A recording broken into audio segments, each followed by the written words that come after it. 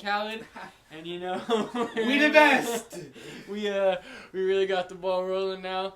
We got a lot to talk about this week. Lots to talk about. Week 8, man. Real question is, how much did Bill Belichick pay those referees, huh? Man, he was trying not to let the Jets get Trevor Lawrence with how shitty they were playing at first. It was scary, bro. I hopped on to watch the game, Jeez. And they were down 20-10, and I was like, well, there goes my winless Jets prediction. But hey, that's still intact. Still intact, very much. So yeah, what are your thoughts on Week 8? The Patriots didn't surprise you? Man, Patriots. I thought they were going to blow them out. It was a big surprise. I thought it was going to be kind of the time for Cam to come back, start flowing again like how he was Week 1, Week 2 is. Patriots start getting the momentum going. I thought it'd be a nice, easy divisional game, but no, it was a complete, actually big disaster. They had to have a game-winning drive to fucking win. Almost a snow blizzard in the fucking game. Man. Holy Toledo, what was going on there? But who knows? Maybe they need Tommy Boy back. Talking about Tommy Boy, though. Oh my God, the Bucks. Jeez, what about that game, huh? Hey, the Bucks got absolutely manhandled. I wasn't expecting that. I was hoping for the Sunday night game it'd be back and forth, competitive, obviously, but. Bucks taking a huge step back. Huge step back. Barely beat the trash ass Giants, and then they come back on Sunday night and get worked. Ladies and gentlemen, business was not fucking booming. Hey, what did I tell you? The Trojan horse, ladies and gentlemen, went in there and just sabotaged from the first day. That team was awful, and Bruce Arians came out. Bruce Arians came out after the game talking about how Brady wasn't hitting a wide open Mike Evans. Evans was open, Brady just wasn't hitting him, and. You know why? Because he was focused too much on his little boyfriend, Clown Brown. Hey, and he don't disrespect the iconic duo now. They might be iconic, ladies and gentlemen. They might go on a run, get a ring this year. Maybe they go for the back-to-back next year. Who knows? We will see, though. That was unimpressive. That whole game was terrible. 3 picks, looking like Jameis out there. Looking like Jameis out there. When was the last time Brady threw 3 picks in a game? I can't tell you. I don't even know if he has, honestly. Real question is on the Antonio Brown before we go off that topic. Did you see that snack he had, though, in the 4th quarter on that 50-yard line? Looking like the Antonio Brown from the Pittsburgh Steelers? Man, I did not, but still unimpressive. Bruce Tampa Arians. Bay, 10 steps back. 2 bad. One game you probably should have lost on a PI that got overturned against the Giants. And then you get worked 38-3. That's rough. That's a big step back. But they didn't impress me. A team I'm impressed with might sneak into the playoffs. Talk to me. The Minnesota Vikings. That man, Dalvin Cook, is a monster. Offensive player of the year, possibly? Oh, yeah. Candidate? I think so. He leads the league in rushes, leads the league in total touchdowns scored. So what a bounce back year for him, too. I mean, yeah, he didn't After having some injuries. Yeah, last year he didn't have as many yards, but he was still getting those touchdowns. So imagine if they just had a decent quarterback there. Man, I mean... Above average. Kirk Cousins is average. I would say you have your elite, which is your Wilson, your Mahomes, Rodgers. Your Rodgers. Then you have like your Deshaun, Lamar. Average, which is like, I would probably throw... Deshaun, exactly. Lamar Jackson, Kyler. And then you have your good. Yeah. And that's where I'll throw like Tannehill. That's where I'm throwing... Matt Ryan.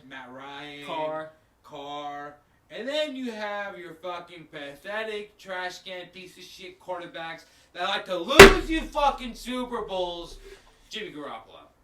At the bottom of the list. Here we go. But, talking about that fucking pathetic quarterback that didn't even want to play, wasting our goddamn money. So I take it you're done with Garoppolo. No, I'm just kidding. But, no, been done. But no, you talking about the Niner game? What do I think about the Niner game? I mean, look, like, Packers on a roll. It's not the same defense you guys had last year that shellacked the Packers twice. I think it's going to end rough for y'all this year. It's ending horrible. Got a tough schedule coming up. We looked over it a little bit. I'm thinking worst case, 5-11 finish. Best case, 8-8. Best case, 8-8. 4 more wins. 4 more wins. Best case scenario. That's a lot of wins. With your schedule, that's best case scenario in my opinion. You guys got to face the Saints. You got to face Seattle again, if I'm not mistaken. I'm pretty sure you got to face the Cardinals again. Those are all L's. You got the Bills on schedule. That's an L. That's what I'm saying. So, like, those 4 are, like, almost, in my opinion, like, guaranteed. Because you have the horrible piece of shit quarterback out for, I believe, 7 weeks. Kittle's out. 7 weeks. Rest of the season, probably, right? Holy Toledo. Yeah, we're screwed. Yeah. We're screwed. And then, talking about the Niners, since we're on that topic, I think in the offseason, they're going to be moving lots of pieces around. Yeah. I think they're going to trade Armstead. Armstead, really? You think anyone's going to take on that big contract y'all gave us? That's why we're going to trade him. Who's going to take on the contract, though? No one really wants it, I think it'll be a team, like... That's eating up cap? No, that's going to rebuild. Like, for example... Maybe we could get JJ Watt and return to Reese Butcher or something. Are you serious? Eric Armstead for JJ Watt? You can package something up, maybe, hopefully. So they're a team that would trade for him. They're a type of team that would trade for him and take on that contract. They got rid of Bill O'Brien, bro. They're not going to do that anymore. Everyone before Bill O'Brien got fired should have been putting in trade orders, but nah. But they need to trade him out. That contract is ridiculous. The amount of money but that's why, bro, who's going to trade for that? No one wants him. Let's be real. If you're a team, why would you trade for him? Like, what has he flashed for all that money? Nothing. That's why they need to trade him. They know they overpaid him. And then they need to part ways with Ford.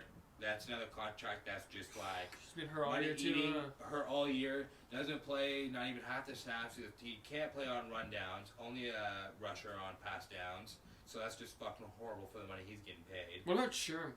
What's your thoughts on him? Sherm's gone? That's difficult. Sherm gone or what? Sherm is gone under one condition. Who do you guys have in the secondary besides Sherm? Let's be real. Nobody. Like you got Jimmy Ward at safety and Tara at safety. But those aren't your answers. Yeah. Those aren't your answers. You don't think so? They're not long-term safeties either? You've seen this year, they're not. And you've seen the previous year, they're not. They're only your long-term safeties if you plan on bringing everybody back from that defensive line crew. Yeah. Not happening. So yeah. I don't think they're the answers. And if they are the answers... then it would take like a Jamal Adams. It would take somebody like a big-time player to go back there and conduct that secondary. Yeah. To take charge. I think Sherman is a little bit past his time to really like go back there and run the defense. And lock down a whole side of the field. He's more now just kind of like that veteran giving advice kind of player.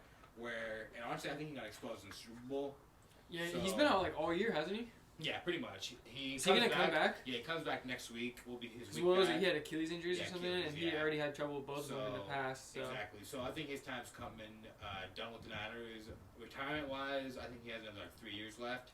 Probably with like a shitty team. On like veterans deals and shit. Veterans deals, just going. Maybe not even on shitty teams. Maybe going to like a decent team that just needs like. Y'all got a lot of bright spots on the Niners though. We do. We're only a couple pieces away. I feel like. Yeah, I mean Kittle, solid. Your running back trio that y'all run with, I think you guys should revamp that. I think you should go with Mostert as like your number one. Get rid of Coleman, get rid of McKinnon, clean house behind Mostert, draft some young dudes that can help out of the draft. The our offensive line. See, that's the one thing that the Niners, for the past while, have had a consistent, steady offensive line. Like, not the greatest in the league, but like steady where you don't have to think about it. So I'm pretty interested because a lot of my Niner friends and you have been telling me like the O-line is not it, but I'm thinking about it. It's like you got big names on the O-line that are good. We do, but they're not it this year. Trent Williams just not been showing up this year for us either? At all. McGlinchey actually I think deserves and will get a big contract. I think he'll be a Pro Bowl player. I believe he was one last year. Yeah. I think he'll be one again this year. So he's been doing good, but we need a center. So what is the going into the offseason, and you're the Niners GM, you're playing John Lynch right now. What are the two things that you're targeting immediately? Immediately, like you have to address. Well, me personally, there'd be no evaluation at all. We're getting a quarterback. That's number one on the list. Do you want to draft one or you want to go veteran? It depends. I think you guys are ready for a veteran right now. Alright, so check this out. Yeah. I think, depending on where we fall, if we fall in the draft, let's say 10, kind of low, which I don't think we'll be 10 because there's so many just more worse teams. I think we'll be at like 16. You're already at 4 wins. Yeah, exactly. I think you guys are going to end around like the 12-15 range. Exactly. So if there's a Trey Lance, which I like a lot, as you know. If Trey Lance is there, I'll take him. I like Justin Fields. If Justin Fields is there, I'll take him. Yeah. But if those quarterbacks are all gone, I wouldn't even bother drafting one. You just go for a veteran that you could maybe trade for or something? That I could either trade for or possibly even sign. And maybe even not a veteran, I would maybe even consider giving maybe Sam Darnold an opportunity if he becomes a free agent definitely. in upward trade. You know which one I really like for you guys that I've been thinking about? Everyone's throwing out the Matt Ryan one there, but it's like the Falcons aren't really sure if they're going to get rid of him yet. He's still performing. They just got a new head coach, a new GM. Things just haven't worked out for him. What about if the Niners signed Fitzmagic as your starting quarterback next year? That doesn't excite me. Doesn't excite you? It doesn't excite me. Last year he played well. This year had the Dolphins looking nice. You don't think that's just not like a move that is gonna actually motivate me to get up at 10 o'clock and go watch some red and gold football, baby. No, yeah, I feel it. I'm not gonna feel the magic at all. No, I feel it. I like that one for y'all though. I'd rather them go after guy, Cam. If they're gonna go after a veteran guy like that, yeah, go after Cam. You think? I'd go after Cam before that, because in my opinion, Shanahan's real offense, if you look at his pass, he likes his quarterbacks to roll out and to be able to run a little bit and have arm. Fitzmagic likes to do that. He likes to do that, but are you gonna? If you're the Niners, are you gonna go after Fitzmagic? He's gonna be valued to for what, 1 year? Yeah. 2 at the most. Yeah. 2 at saying he has to like. See, but that's cool though too, because out. then you sign him to a 1 year and you draft his successor, and then you're gonna start a whole. He's been been one of the best like backup quarterback gurus with young quarterbacks. Look what he's doing with Tua, helped him out a bunch. Like I said, you guys are ready to win now, and Fitz could come in and like perform immediately. I could do Fitz under one condition. What? If they took a quarterback in the first round, and he like we're saying, it has to be though. It has to be a Fields. It has to be a Trey Lance. And he was kind of the bridge again and might lose his job exactly. like to Tua. I don't know if he's ready for that again. I don't know if he's up for that again. Yeah, because he's crying after that. At his age though, what are your options? What are your options? Exactly. To get a starting job to start. So yeah, I feel it. So, but like he definitely wouldn't be like my. We're gonna go after him. He's gonna start all 16. So what's number 2 though? So obviously you're replacing Jimmy in your opinion. Number 2. You gotta address the secondary, or do you address something else? It's gonna be a center. Yeah. That's our next. O-line, yeah. O-line. Veteran center, yeah. You're not gonna draft a center, like. You're not gonna draft a veteran lineman. Exactly, a veteran lineman. I don't know exactly who's on the market yet because. Yeah, I mean, it's so early in the season too. We haven't checked all that. Exactly. So, but go after a veteran center. That would be first thing on my market, as in just free agency wise. Yeah. We need to get the best center in the house immediately. Rebuild up the O-line, you think?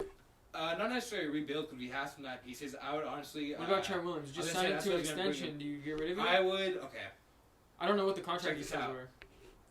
I'm using my franchise tag on Trent Williams. I thought he just signed an extension. No, he's on a 1 year. Oh, interesting. He's a free agent. Yeah, but if you franchise tag a starting left tackle in the NFL, that price tag's a solid, probably like 16, 17 mil. But check this out. Because it's the average of the top 5, and left tackles are getting. But that's what he's getting paid though. Yeah. So I'd rather pay him the 1 year of what he's asking for. Yeah. Let's see if he's about it. Let's see if he can actually come back. Because I feel like this year's kind of the wash for him. Yeah. It's just like a 50-50, whatever. We'll give him the lead, say he was out for whatever amount of games, the years. Yeah. Let him come back, get a full camp, and see what happens. If he performs top tier level like the old Trent Williams, I'll give him the contract. You think so? Yeah. Okay. So what is your win prediction for the Niners? Best case, worst case? Now that we've talked over your offseason moves, what do you think you guys finish with? Best case 7-9, worst case 4 and what would that be? 4-12. 4-12. So no more wins the rest of the season. No more wins the rest of the season. Which one surprised me? Really, I think you guys pull out 1 or 2 here or there. Mullins isn't awful, but you guys do have a tough schedule like we talked about, so I could see it. I mean, 4-12 seems a little overly unoptimistic. I think like 6-10 is probably where you finish up. 2 more wins. Maybe. 2 more wins. You play a tough schedule. True that. But ladies and gentlemen, the Oakland Raiders. The what? Oh shit! The Las Vegas Raiders, ladies and gentlemen. They're still Oakland at heart, but nah. That's that. Hey, my team looking like a playoff team. You guys are looking like a playoff team. Oh, whoa! Hold up! They're looking like a wild card team. That's the playoffs, my guy. And when we got the Chiefs in our division, so what do you want us to do? Let's be real here. What do you want us to do? Their only loss is to us. That is true. 8-1 against everyone else, or 8-0. How about Derek Carr's play? I'm impressed. I mean, I'm not gonna say this man has been the greatest quarterback ever over these last couple of years, but he has been playing with rebuilding rosters, salary cap hell, shitty offensive coordinator. Like this is finally like him getting comfortable in a system with a roster that Mayock and Gruden really built up, in my opinion. And I think I was getting in arguments last year about Derek Carr. People are saying, "Oh, you guys gotta get rid of him. He's trash." He's not trash. Matter of fact, he's actually played really good this year. Last year, he showed the flashes. We just weren't ready to win yet. 7 wins. I was okay with 7 wins last year because I didn't even think we were ready for 7 last year. It was only year 2 of Gruden's rebuild. Yeah, and then now we're already at 5 wins. We're 2 away from improving on our record from last year, which I am almost 90% positive we're going to get more than 7 wins. I think we're going to finish around the 9-7, 10-6 is optimistic, just because we do have to play like 2-3 more tough games, even though our schedule does get easy. So, I mean, his play doesn't surprise me because I've been a Carr supporter, but I am loving his aggressiveness this year. His willingness to just make plays. Game. He's just like jumping in the air. Oh yeah, that's throwback. If you look, like he's trying to go to the fucking Olympics or something. If you look at our 2016 when he was MVP candidate, his numbers this year match up almost better, and he was making plays like that. Week 1 in 2016, he went for a first down, same way against New Orleans. Dove head first, got flipped out of bounds. And like that just like set the tone for our year, and I see the same like DC back under center finally.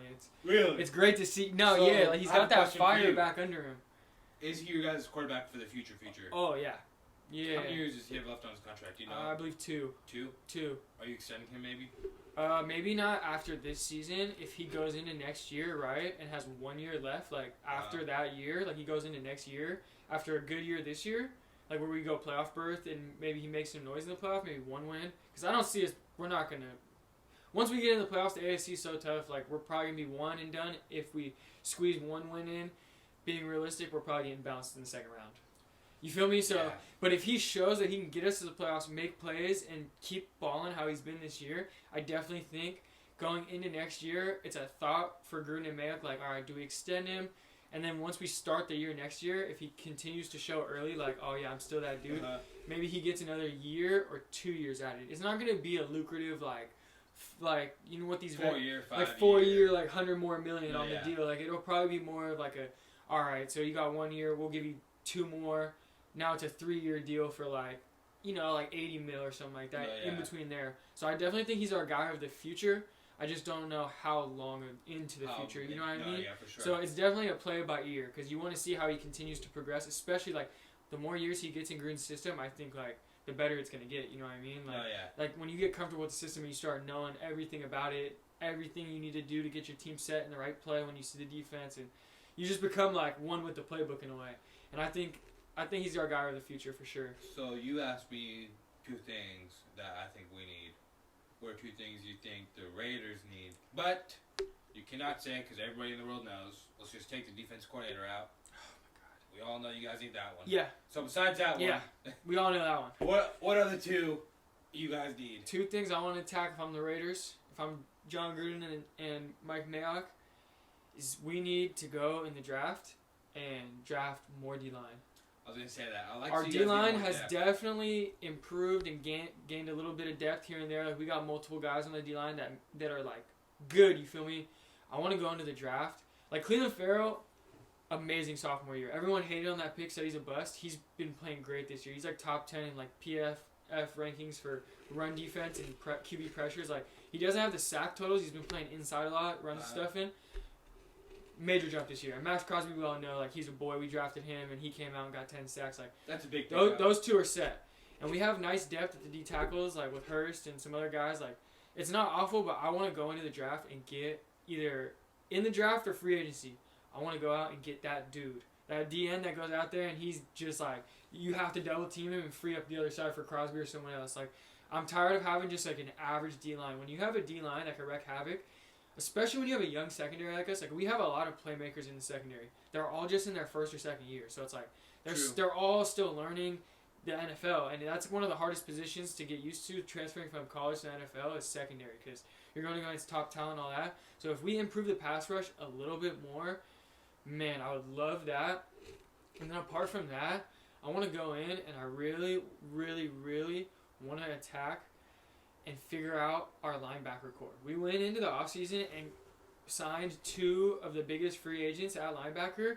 And let me be the first to say, my man, Corey Littleton, has been the biggest bust of the offseason for the Raiders. No.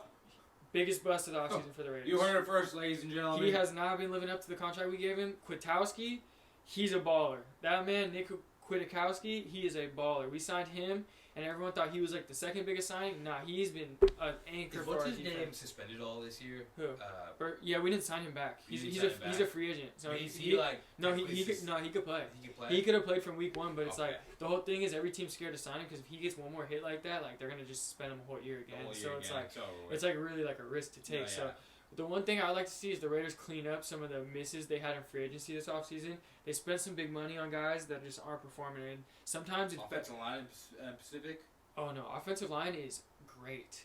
I just need one time for the offensive line to be healthy. Our starting offensive line. That's the only thing. It's been health. That's why I say you spend too much money there, and the health is being a big issue. The only thing that makes that okay with me is that our backups, like we spent money on backups too. Like people say like, oh, the Raiders spent less money on offensive line and the starters are never healthy. It's like, yeah, but like they also invested big money in all of our backup linemen because our backup linemen have literally been playing every week, like here or there. Like we've had like 1 or 2 or 3 guys missing like the whole like every game, and these guys have come in and the O line hasn't missed a step. So I think biggest thing for the Raiders is go get you another pass rusher that could really make a difference, and then purge all the bad signings we've made in free agency. Because the one thing I've noticed with the Gruden and Mayock era is in the draft, A1 work. A1.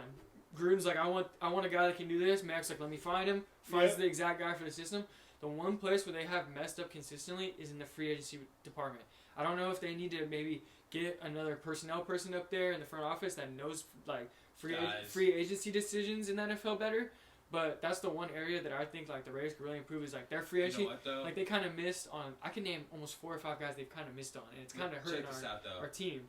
I think the reason why is you guys just didn't have the facility that was attractive to guys when you're a free agent to be like, you know what, I want to go to the Old Coliseum. No, yeah, I feel it. Play. And California taxes and stuff too. But now that you guys are in Vegas, you have the brand new fucking stadium that is one of the gorgeous, absolutely gorgeous. Especially with COVID gone too, one of the funnest cities to be in. Exactly, you're in Vegas. So I think that's going to be now a very big. No, yeah, definitely. Spot. And like I said, the tax too. You know who I wouldn't be surprised if you guys went after? Jalen Ramsey. Did he already? He didn't resign yet, he just resigned. He did, yeah. He got cashed out. I knew he wanted. He wanted to go to Vegas originally. Yeah. He said Tennessee or Vegas when they were trading him out of Jacksonville. But no, like I definitely see what you're saying. Like we're more attractive in Vegas, and obviously players want to go there because it's less of a tax, like from California and stuff. But literally, if we just purge some of these bad free agency signings, like we'd have so much more cap space to actually make moves that like we just need one piece here. We could like splurge on that spot. You know what I mean? Yeah. So I mean, not too much. I don't think we need to improve. Young secondary is going to get better. We've seen flashes this week against Herbert. Herbert is the truth. He is. I like Herbert a lot. Herbert is the truth. Tua? No, definitely. Tua, impressive. 2-0. I mean, his first game, like, he didn't do much. They had 2 special teams and defensive scores, like, but that's complimentary football. He didn't have to do too much. You know what I mean? The Dolphins went 2-0 and then they said, fuck it, we got to bring back the old school unis. Yeah. They're taking it all the way back to the old Speaking times. of unis, though, I'm not going to lie. I'm not even being biased. I even had some of my Niner fan friends tell me, did y'all see them Raiders unis this weekend? Whew, them things were icy with the silver number. Oh my god, I'm getting like 4 for Christmas, bro. Swear. I'm just getting some Raiders white unis, bro. Like they're so sauce. What 4 players? I'd love to hear this. Josh Jacobs, Jonathan Abram, okay, Darren Waller, okay, Max Crosby. You guys heard it first. Derek Carr is not on the list of players you would get. Oh, I'm talking about the white ones, though. I'm talking about the white ones. You feel Must me? be. We about to get the black. Might be moving on. Nah. He's our man. I don't know if y'all noticed or not, because we probably would have got rid of him already. Like, we've been mocked to draft a quarterback the last 3 years. What do you think about Lamar and his performance? First half, a little rough. Comes back though, second half. The thing with Lamar is, he's a great quarterback to me. He's a great quarterback. He's like literally on that. We've talked about the tiers where it's like Mahomes, Wilson, Rodgers, and then everyone that's like almost on their level, like Deshaun, Lamar, like Kyler Murray, guys like that on that like second little tier, waiting to try and hopefully be good enough. Get to that tier. I think Lamar can get there. Just needs to be a little more fucking consistent with his passes. Dude. Like people would like literally say like, oh, he's inaccurate, this, that, and like I watch him play, and sometimes you're like, I see what they're talking about, and then sometimes he's just like, yeah, we'll watch this, and he dimes one up. He just needs to get more consistent with it. And the one thing I've always complained about with them too is like I don't think their receiving core is bad because like they got a lot of like steady vets on there, but they just don't have like that one guy who's like a full all-around wide receiver. You know what I mean? No, exactly. Like they got Marquise Brown. They're relying on everyone to be too much. Like that's what I mean. Like all their guys are like one-trick ponies. Like they got Marquise Brown. They're like, all right, what's he gonna do? Run a fucking streak route? Like he's not gonna run the whole route tree for us. And then they got like Willie Snead guys. Like that's what I mean. Like they got guys that are like one-trick ponies. Like Willie Snead's just those little intermediate routes. Like and he can go deep, but like that's what I mean. Like Brown can go deep. Snead's like all the under routes and shit. And then like Mark Andrews is like the like we need a possession catch type thing. I think they need to get that one guy that's just like well-rounded at wide receiver that could really like dominate the field. Where like especially too if you have to give so much like attention to that one receiver, Lamar's gonna be able to take off more. He's gonna be able to spread the love more opportunities for everyone. I think that's what they need in the draft. I think I said this on episode 1. I really do believe Lamar is just like he's that guy to get you consistently to the playoffs. But it's not that guy to win you a Super Bowl. I think he can win you a Super Bowl. I do. I for sure do. I just don't see like that whole the run first mentality style for a quarterback. Yeah. I just really don't see that winning you a Super Bowl like at all. Like if you think about it, Wilson, his mentality when he rolls out is not run first. I mean, yeah. His mentality is let me fucking sling. Yeah, but let's be real. He's not 6'3", runs like a gazelle, can juke out anybody in the league. No, like, true, he's pretty elusive, but he's not like a real runner. Like Lamar, he's a runner. He can be a real threat running the ball. Like he could take it. He could take it to the house from anywhere on the field. Like but the one thing I think too with the Ravens, that O line's beat up. Old and beat up. Ronnie Stanley after the year, like you said, old. Marshall Yonda just retired. Orlando Brown, like he's been solid, but he's actually had like kind of a down year for himself. Like their O-line is beat up right now. I think that would be what's holding them back because if the O-line's beat up, their run game's beat up, and they use the run game to get to everything else. Oh yeah. So if the run game's not working, now you have to rely on Lamar to throw, and if you have to, teams are willing to let him try and beat you with the arms rather than y'all just bully them for runs. So I think if they can maybe swing something like veteran offensive lineman that wants to come back or something like that, but they're going to have to fix the O-line if they want any chance to make it in the AFC. Do you know what I hate to see happen with the Ravens, which I think has a good chance of happening? You remember last year what happened out in the offseason? What was the big talk about the Ravens? Their head coach going bye-bye on the hot seat. I don't think John Harbaugh's on the hot seat. So check this out. No, he's not on the hot seat right now. I'm not saying that. But off-season last year, he was for a second. He was. Really? Thinking about moving on after they lost that playoff game. Oh yeah, because they lost to Tennessee. That was for like a week though. Yeah. Like they knew they were like John Harbaugh's man, bro. If they go into the playoffs again this year, and get bounced one game. I think they're going to very much have considerations of letting him go. The last thing I hate is have to hire somebody. Yeah. And just it go down. Okay, but if they lose in the playoffs too, here's my thing. Ready? Lamar's 0-3. In the playoffs. That's what I'm saying. He's not the guy to get I mean, you but I don't think he's gonna get one and done this year. Do you think they need to pay him? He's in year 3, I think, of his deal. So no. They're not gonna pay him. I think they'll pay him. I think they're gonna pull Dak. They're gonna do a cowboy move. They're gonna pull Jerry. And the franchise this Jerry move though, check this out. Bro. We're gonna call it the Jerry move. This Jerry move I would call appropriate based on one thing. If he doesn't get the playoff win this year, very appropriate. Very appropriate to franchise tag him. He'll be getting paid top dollars Pay still. that man. I don't give a fuck about paying that man. Pay that man. I don't care. You pay him. You don't pay nobody that doesn't win you goddamn playoff games when it matters, alright? I think people understand. Hey, ladies and gentlemen, Lamar is going to humble this man. Just wait on it. Just wait on it. Lamar ain't doing shit in the playoffs, alright? And I need to see it in the playoffs if you want the money. You want the money? Do something for me to put a ring. You know who is definitely going to be a problem very, very soon in the AFC? Can I take a couple guesses? Yeah. Or are they just an okay team right now? Oh, they are okay, but they just got their quarterback of the future. Their defense is looking A1 since day one, honestly. Dolphins? Yes, sir. Yeah, I the think Dolphins they, run that division in the next couple 3 years. Over the Bills?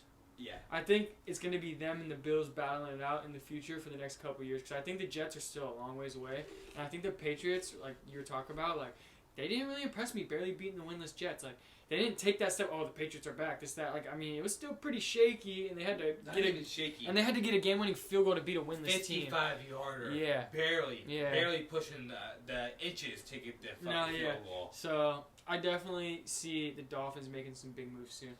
You know, one team that I think is gonna tear it down really soon. Tear it down? Not tear it down, but like they're fool's gold at the moment. We've talked about it in the past. Maybe getting rid of one superstar wide receiver. Oh, Falcons. No, the Cleveland Browns. Really? I'm sorry, Browns fans. You're gonna go through another little bit of turmoil. They're just Where like does Odell go? I think Who's they're not gonna be able to get rid of Odell. I think the biggest thing for them is they really need to figure out their identity as a team. Because I think Chubb and Hunt in the backfield is who they are. Run the ball and play defense. So at that point, you don't need two superstar wide receivers in Odell and Landry. That's what I'm saying. Do you trade Odell? I trade both of them if you trade can. Both of them? Yeah. To where? Where do you think would be a great spot for You could probably get like a second rounder for Odell. Because they're both at their times where. If I'm a team, I'm not. If I'm a team though, I'm not really giving you more than a third rounder and a fifth rounder, third rounder, a sixth rounder for Jarvis, and I'm not giving you more than a second rounder and some bum off my roster if it's Odell. Just because, especially Odell coming off injury and he's had a couple down years. Do you know where I'd like to see one of them go? I'd like to see one of them go to either the Dolphins or the Bills. Jarvis back to the Dolphins. That'd be nice. Talking about those two players and those two teams, I like to see the Bills get one more receiver that's like an OBJ type. Like a little double-headed monster with Stephon. Exactly. You know who? With Josh's arm. Oh, facts. Bro, ooh, now that we're talking about it, you know where I want to see Jarvis go? It's Green Bay. In the slot, working out the slot. They're not going to pull that move. I mean... They're not going to. I don't think they would. I mean, they are very conservative, but bro, if you go into this offseason and you're the Browns and you're like, all right, look, like let's get as much draft capital as we can. We're a run team. Like, we have some decent young wide receivers in the waiting, like behind Odell and Jarvis. Let me fuck around and trade Jarvis and Odell, and if you could get like a third or a fourth rounder for Jarvis, I think you do it. At this point in his career, like what's he really providing the Browns? Like, but if you team him up with an Aaron Rodgers out the slot and Devontae outside, where Devontae's getting double team, and you got Jarvis one-on-one with linebackers and maybe the nickel. It would look nice. Dude, it would be a problem. And Aaron needs another option. So if Jarvis could somehow end up in Green Bay at the end of the year, I think that's a monster play. So we brought them up earlier, and their wide receiver treehouse kind of like limited. What about the Ravens? Ooh, OBJ to the Ravens. OBJ or Jarvis, just to open it up a little bit with the route running. Only thing is, I don't think the Ravens are gonna mortgage any kind of draft capital into like an OBJ or Jarvis. Like they steady just draft wide receivers in like the second round and hope they work, and it kind of like it doesn't really work out, but it kind of just is like good enough for them. So I think they need to target like a A1 wide receiver in the draft this year for sure. Okay. But yeah, I mean NFL had a lot of crazy things happen this week. They did. A lot of playoffs starting to fill out. My AFC predictions are looking pretty solid. NFC's looking solid. I'm interested to see. Me too, ladies and gentlemen. That is your Week 8 recaps of the NFL. Yes, sir. Ladies and gentlemen, this is the main event of the evening. Coming to you live with VibezSportsTalk. This is your UFC portion of the episode. Huey, we have big fucking breaking news going on in the UFC Breaking news. It's official. Breaking The news. alcoholic Irishman is back in business, ladies and gentlemen. Don't disrespect him. Don't disrespect him like that. Don't disrespect him. This man. No. Anywhere. No. We maul this guy. Time out. Doesn't matter. Time out. Don't disrespect him. The GOAT, Conor McGregor, is back, ladies and gentlemen. He will be fighting in January against Dustin Poirier. It is official. Poirier has signed the contract. McGregor has really agreed, hasn't signed it. What a way to kick off next year's fighting. It is Holy Toledo. Early of the year for next year. I believe they're going to do it in Abu Dhabi, Dana White said. I thought it was Las Vegas. They were talking about Vegas, but Dana wants to do it in Abu Dhabi. Fuck it, either or. Let's get it on. Let's get Holy it. Like, shit. What a way to start the year off for the fight schedule. It's going to be great. Not even for like the starting off the fight year schedule. starting back up that lightweight division again. Man, no, yeah, we've talked about it. Just because it's, about it in the last previous episodes. Now we have one officially set in stone. Yep. It's not for the belt. I don't believe it's not for it's not for any belt. No. But this is definitely whoever wins this fight is gonna get the. Will be fighting for the that's belt. What we've talked about. Whether it be versus Khabib again, he comes back, the real champ, the undisputed champ, and we'll be more than happy to smash that fucking alcoholic motherfucker again. Hey, if I can say one thing, from what Khabib's been doing to people, it just makes his fight with Conor more impressive to me. Because Conor was the only one that even... Like, Conor was giving him a little trouble compared to everyone else. Where did he give him the trouble? I didn't know. Bro. Where was the trouble at? Where? He didn't just dominate Conor on the ground. He dominated Gaethje on the ground. It was quick. He killed Conor on the ground. No, he didn't. He was on top of this fall, just fucking smashing but that was later in the fight once Conor started and he was on top. down. What about when he was on top of him? Putting all the weight on him the whole time. Well, yeah, but early in the fight, McGregor wasn't letting him have that control. It got late in the fight once he caught him with that one right hook too that stunned him a bit. True. Okay. As the wear and tear of the fight started going on and Conor had multiple takedown offenses, once he wore him down, he dominated. No what about cap. that left hand though? By Khabib, just Conor didn't know. Is the wrestling coming? No, is the left hand coming? No, I'm just saying. I'm not saying he did good. I'm just saying compared to everyone else, he definitely showed flashes. So, but no, this Poirier McGregor fight, round two between them, they're both very different fighters now. I don't know. I got the edge for my boy McGregor. Yeah, I hate to fucking say it, but I gotta give it to that fucking Irishman. I think he's yes, gonna sir. fight. Irish brother. That's my Irish brother. I think he's gonna knock him out. Really? I don't think maybe knockout, maybe TKO for sure. TKO. You think TKO? Yeah, I don't know about the knockout. I heard they're fighting at 155 too, and honestly, I think Conor has been wanting to fight at 170 for a little bit now. So for him, Conor looks better at 170. Yeah, so him coming down for the lightweight title is pretty impressive to me because I think he's more comfortable at 170. Well, he was running the whole time. He had to wait for come on. on. The champion's retired now, so we'll let the champ be, but anyway, the Irishman's back. That's gonna be a good one to start the year off. It is. I'm excited for it for sure. And we talked about how there's not too much going on the rest of this year, but there's definitely some decent ones. Like I'm very excited for that Hamzat Chimaev fight versus Leon Edwards in December. Dude, that's going to be very fun to watch. If Hamza wins this, do you think... He gets a top 5 opponent. He gets a top 5 or well, opponent no, Leon Edwards is top 5. Edwards is 3 right now. Edwards is 3 right now? Edwards is 3 right now. So I think if he wins, he might even get, like, another top 3 opponent. He might be facing... And that title? Yeah. He can't just fight Edwards, who's been not fighting for a whole year, dominate him, which I think he's going to, honestly, because... Hamzat's a problem, and Hamzat's a problem. So I think he beats Edwards in December and gets a title shot like middle of next year. But I think he might have to fight one more time. Like if Covington, because Usman Burns got pushed back again. So think about it. So think about it. It has to get done first. So Hamzat's gonna fight in December when but Burns and Usman were supposed to fight. So now if he wins, I think now, like Covington's obviously not gonna risk like fighting him because he gets the next title shot, I think. But I think he'll definitely fight a guy in like the top 5. The only issue I have with Covington getting the next title shot, you know what fight I would love to see Covington get made? Is Covington versus Masvidal.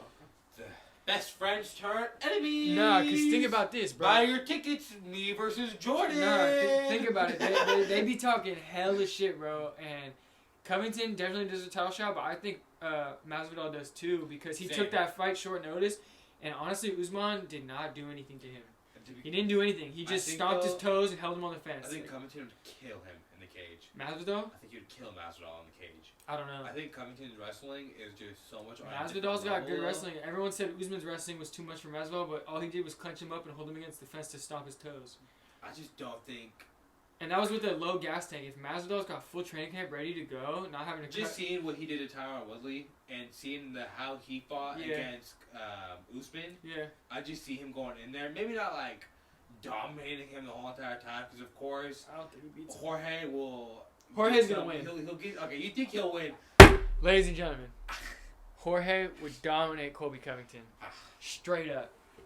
Not gonna happen, but. We'll see. Not gonna happen at all. We'll see. Gentlemen, Covington's gonna dog him, in my opinion.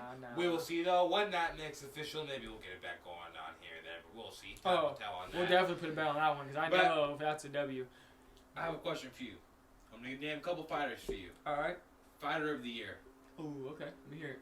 Let's say, okay? Uh-huh. We're going to throw this name in there, assuming he wins in December. I was expecting this one. Hamza. Hamza, yeah. Just because of the shit he's been doing the last... yeah, I mean, he's definitely in the conversation for me. We're going to throw Usman in there. He doesn't get it for me. He doesn't get it for you, but I'm going to throw him in there just okay, as an option. Yeah. Okay. I'm going to throw Masvidal in there as an option, even though he did take one loss, but he did have the knee, he did have the Diaz fight, so that's another option. Now, my personal pick, who I think will get it, is Izzy. Yeah, I think we're agreed on that. Izzy's defended the title multiple times against top guys. He's put on shows. He's put on absolute master classes. Yeah, no. The best of the best. I think Izzy probably wins Fighter of the Year. The only two that might give him a run, like you said, is Masvidal because the knockouts he had and fighting Diaz for the BMF title is big hype. And Hamza, if he goes 4-0 in dominant fashion this year, like 4 fights at the end of the last 6 months and he just dominates, I think he's definitely in the conversation. Also, you obviously got to keep her in there. She was supposed to fight recently at Amanda Nunes. She was going to fight at 256 and then has her injury, but man, I think you always got to keep her in the conversation for sure. For sure. Always. Yep. It's going to be very interesting. The one thing, too, that we said we briefed over a couple of these new events coming up is the 2 flyweight titles on the line. 256, I think. Figueroa and defending his men's flyweight, and then Shevchenko. And Shevchenko, I'm excited to see that fight. I haven't seen her fight in a while, so like to get her to fight again and get to watch it, I'm super excited. You know, I like watching her fights because she goes out there and it's just ready to throw. No, yeah. A lot of I feel like for those fights, it's a lot of circling around, feeling each other out. Like for a lot of kicks, a lot of kind of jiu-jitsu type shit going around. Yeah. But for her, it's she dominates. Yeah, we're gonna go. Yeah. So I'm excited to see it. But one thing in 2021 that I'm real excited to see is what's going to happen with this John Jones scenario. Oh, yeah. This is I want to know already. Exactly. I want to know. Who's he fighting? Who's he fighting? Is it going to be in heavyweight? Is it going to be in his normal weight class? What's he going to do? Is it going to be against Izzy? He's got to get a top 5 fighter in heavyweight, though, in my opinion. But it's not going to be... against top 5. He deserves it. I'm letting Stipe versus Francis fight. Well, yeah, that's what I'm saying. Top 5, but not them. And I'm going, the winner versus that is fighting John Jones. And if I'm John Jones... So he's going straight to a title shot? Oh, absolutely. Why wouldn't he? He's pound for pound. That's true. So I think that's automatic. But Ngannou deserves his chance for sure. Think about it. Fucking the Irish Drunkman, as soon as he went up, it was a title. He got his title shot. It wasn't. I mean, Izzy got his title shot at light heavyweight immediately with DC. John. Yeah. So you just kind of, it's kind of just like respect to the man. You gotta like. No, I feel it. I feel it, but you can't jump. You can't jump Francis. So that's gotta happen first. No, that's gonna happen first. That's why I think John Jones should have stayed in light heavyweight for a little bit longer. I don't think so. He should have. No, he should have let that. He should have let that fight go on with Francis and Stipe, and then he still, in my opinion, would have been that light heavyweight champ and would have get to face Adesanya right now for a double title. No, I don't think he's interested in that. I think the only way he can get a double title if he was to fight Adesanya right now. Yeah. The only way he could do is if he was to go down.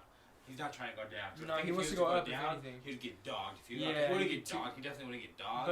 It would be a way harder of a fight. So I think right now, I think this is the best time for him to go up. Is because you let the Adesanya go up right now. Yeah. Take that belt, just leave it, whatever. Everybody knows your history, what you did there. Go up, let Francis and fucking Ngannou fight. Yeah. Take your break, bulk up, win that fight, drop back down, fight Izzy, and get your belt back home. No, yeah, that's how you become your double champ. No, yeah, I feel it. And then from there, you can decide, am I going to walk away? Because he's not going to walk away. He's too young. He's been in the game for a while. Yeah, but he even said he's 33. He's got a lot more to prove. But who else though would be left for him after Izzy? Let's say he beats Izzy.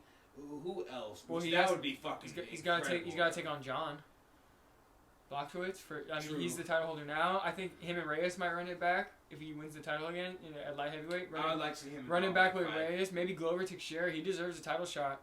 Yeah, you're right. After this weekend, there's a cut, and then if he stays at heavyweight, I mean, so what? So he'll fight. On his last. Oh, he deserves a title shot. Yeah, he deserves a title shot. He's got to get it eventually. You know what I'm ready for though, and what division needs to get going? It's the bantamweight division. Aljamain Sterling, Peter Yan finna fight for the title real soon. Once that happens, if Peter Yan retains, he needs to start running through the division and proving he's a real champ. And if Aljamain gets it, because I think they are both top tier.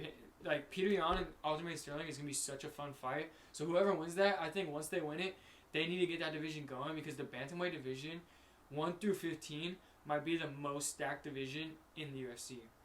Because there's definitely like middleweight, lightweight, like they all have like the top like 6, 7 guys are like for show beasts. Hey. But bantamweight 1 to 15, like 1 to 20, there's guys on bantamweight not even ranked that like any other division type shit, like if they were in that, easily a top 15 fighter. Hey. But that division is just deep. And I'm excited to see that because a lot of people don't know that division almost got wiped out. Before Henry Cejudo became champion, that whole entire division, Dana White almost took it out. Henry Cejudo became champion, and almost kind of saved that whole entire I can name division. almost oh my god, I can't wait for that division to get going. Exactly. That division so I'm happy is to see it going. Yeah.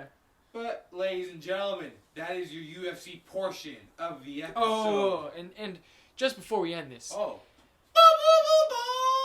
We're going to need you guys to hop on the YouTube page. And when you're on our YouTube page, we need a like and a subscribe. Oh, shit. These 30 views on episode 3. Unacceptable. We appreciate y'all. Bang the subscribe and like when you're watching. That's it for UFC. The number 2 pick in the NBA draft. Your Golden State Warriors select James Wiseman. Ladies and gentlemen, yes, it is time for our basketball segment. What the second overall? Ladies and gentlemen. With the second overall pick, your San Francisco Golden State Warriors select LaMelo Ball. Yes, San Francisco. That is where their arena is. No, LaMelo Ball is not going to be the pick in As you see, ladies and gentlemen, we're a little bit... if James Wiseman is available, the Warriors are taking James Wiseman, Matty. I know, but I like them to take Ball. No. Don't need him. I like it, though. I mean, everyone likes LaMelo, let's be real, but we don't I would need like him. the show. Oh, God, yeah, what? LeVar every game, sitting courtside? Good God. Nah, honestly, James Wiseman is the pick. No, for sure I don't think there's anything else the Warriors should do with that they pick. need a big man. Yeah. And he's versatile, and he can pull up, and he fits right in with our system, I think. It'd be amazing to have him. Bruh, I'm more excited to see what they do in free agency. We have a fat tax exemption or trade exemption or something like that. It's like worth like 17 mil, so you could use that on like, I believe you could use that on 1 player or 2, I think the rule is. There's something on that. But that's 17 million that doesn't go towards the cap that they could use. So I want to see what they do with the bench because everyone was saying package that number 2 pick for a trade, for another superstar. Think about Bradley Beal. Alright, here's the thing, like, Bradley Beal a beast. I would love to have him, but we don't really need him, you feel me? Like, when I'm looking at the Warriors and all these things people are saying, it's like, bro, what is the need that we have, right? And it's like, we don't need a point guard, we got Curry. We don't need a shooting guard, we got Clay. We don't need a small forward, we got Wiggins. We don't need a power forward, we got Dre.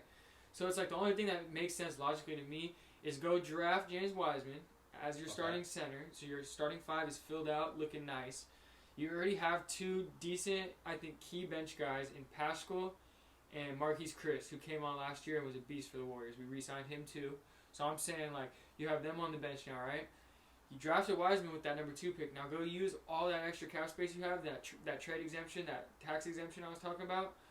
Fill out the bench, go back to the old school strength in numbers. The Warriors, if we could we have the superstars. We don't need to go waste salary cap and trade assets like draft picks on another superstar, in my opinion. Fill out the bench, fill out the roster as a whole, make sure you have guys that are tough, that can rebound, that all have their roles, you know what I'm saying? You already have your superstars. Go find those vet role players, those guys that are going to help you win. A nice you could call like a number 7 on your bench. Isaiah Thomas. I think bringing in like an Isaiah Thomas to play like maybe backup point guard. I mean, we don't really have backup point guard. I wouldn't mind it.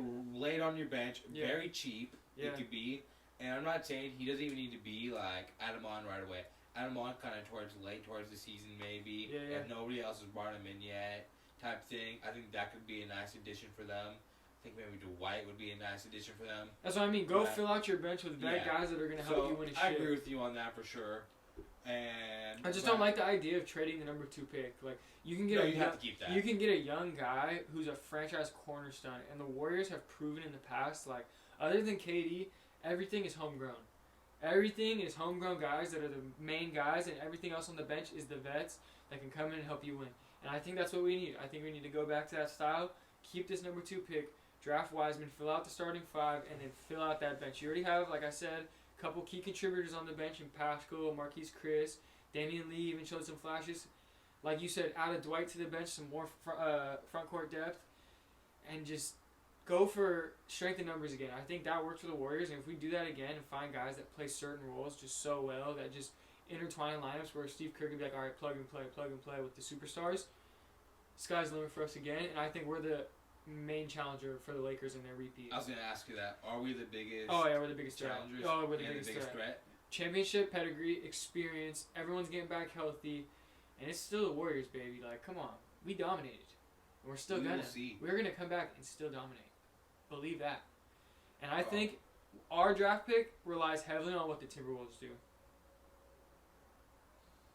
Relies heavily on what they do. I think they're going to take Ball, and we're going to have our choice. Between Edwards and Wiseman, I would love to have the choice. And they just can't fuck it up. No, yeah. That's going to be, I think that pick is what's going to determine your outcome of your season next year. No, yeah, I agree. I mean, I'm very interested to see what they do with that pick. There's been reports the Warriors have their eyes on a lot of the top guys, like Melo, Wiseman, and Edwards have all been linked to the Warriors, and so has Denny Achivia or whatever. Not a fan of him. I don't want to take him at 2. At all. I think we could trade down to like 6, 7, maybe even 8, and still pull him off somehow. And I think Curry, MVP next year possibly. MVP next year. I think he comes back hot. Big bounce back year? Big bounce back year. You know how Huge. I don't think he's going to be MVP of the league, obviously, but I think he's going to be the Warriors MVP next year, and Warriors fans don't really realize how much we missed him. I mean, they realize that Clay is going to come back, and I think he's going to be a different animal next year. Really? Yeah. Clay loves to ball, and he missed all last year, and he's just been rehab. People sleep on most about him, I think, is his defense. Oh, he's a lock. Like, he's the best two-way guard in the NBA. That defense is just ridiculous. Hot take. Best two-way guard in the NBA. Klay Thompson.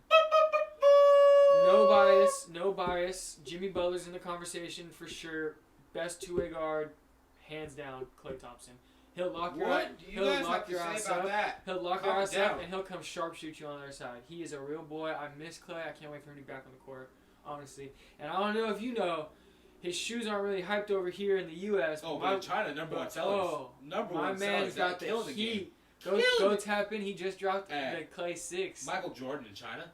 Is he the Michael Jordan of China, would you say almost? No, Kobe still. Kobe dominated China.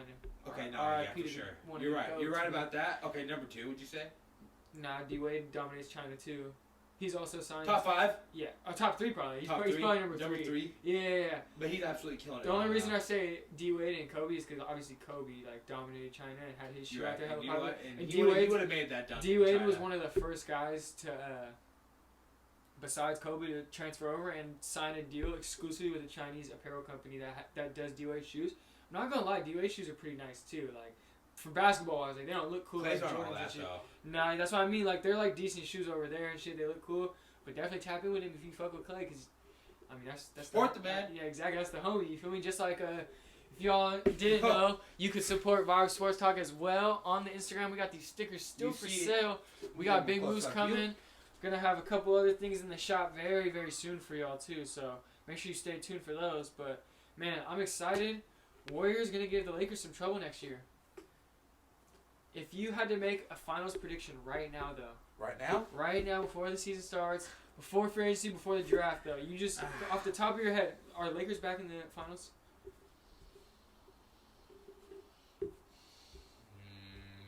That's hard. Back in the finals, I'm not to say no. I'll take the field on it. Take the field? I'll take the field on it. All right, now, in the East, Miami back in the finals, or you take the field? Absolutely not. I'm taking the field, and I'm very confident in that. Very confident. Very confident in that. Really? I don't know how confident you could be in that. I'm very confident. You know why? I think the Nets are going to be a big problem. Oh, KD back? Yeah. KD back with Kyrie, and you have DeAndre Jordan down there that people forget about. Or no. Let me be real though. I won't be sold. DeAndre Jordan there, yeah, he's their center. I will not be sold on the Brooklyn Nets until I have been proven that KD and Kyrie can coexist. Those two moody, they're mood swings. Fucking cry, get upset.